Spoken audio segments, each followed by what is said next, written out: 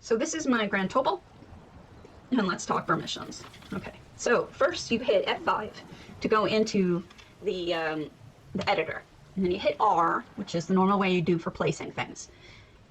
Then you hit, instead of place, you would go to this little cog thing that's a settings, and this is here where you make something your primary residence. If you want it to be the thing that people port to when they go to your name, that would be the button to click to port over to it.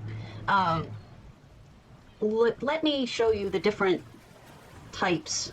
I'm just going to move it so we're not facing water, and makes it a little bit easier of permissions. Okay, so over here you have visitors. Let's say, for example, that you want to make it default visitor access, no access.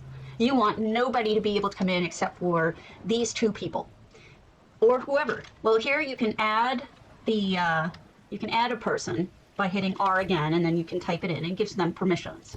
So that means that Jhart can go to all my houses as a visitor, and Cardi can be a decorator in all of my houses. There's a reason for that, and I'll explain it to you. Be aware that when you're giving somebody decorator, you're giving them a lot of control, and I wouldn't recommend it for most cases. Ban list. Let's say you want the house to be completely open to everyone except me, right? You would hit R, add @Stabity-Doom. I can't come to any of your houses anymore, but everyone else can. That would be a good way of handling it if you don't want me streaming your house. Guild visitors, if you want nobody to be allowed in except for an entire guild, for example, DDA, there you go. And guild blacklist, if you had a particular guild that you don't want coming to your house, there you go. All right, so let's talk about the different kinds of permissions. The first thing we have, obvious, no access. It means no one but you can get in unless you have one of those other subsets checked, like visitors. Limited visitor. This is what most people use, and the tooltip actually is right.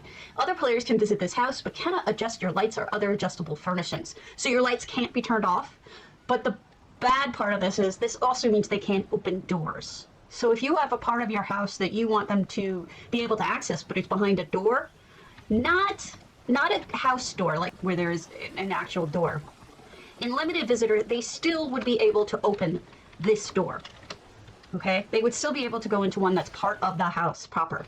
However, if you had a furnishing door that is interactable, like any of the doors, the furnishing, like structural stuff we have, these.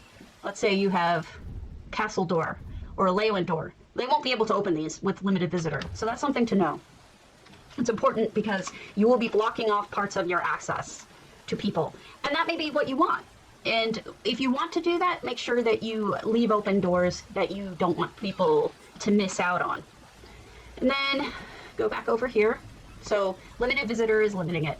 Visitor means that people can come in, they can mess with your doors, they can turn on and off your lights, they can use your machines, period. They can interact with everything.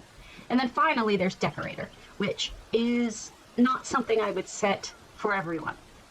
What I would do, rather than that, is I would probably only set 1 or 2 people that you really trust as decorator, if you want them to have decorator. It means they can take anything you have set down, and they can build with it, or move it, or let's say, for example, they don't like me, and they're malicious. They can come in here and they can move my stuff and make it look bad. They can, you know, put things where they don't belong, or whatever. They cannot leave with your items, and they cannot set down items of their own. They can only move around what you already have here.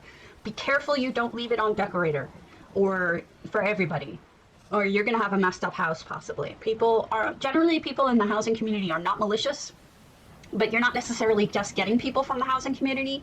You may get others who are malicious. So I would suggest that you not use it unless you have someone in mind, like you've commissioned somebody to build your house and they need decorator permissions. That would be what I would do then.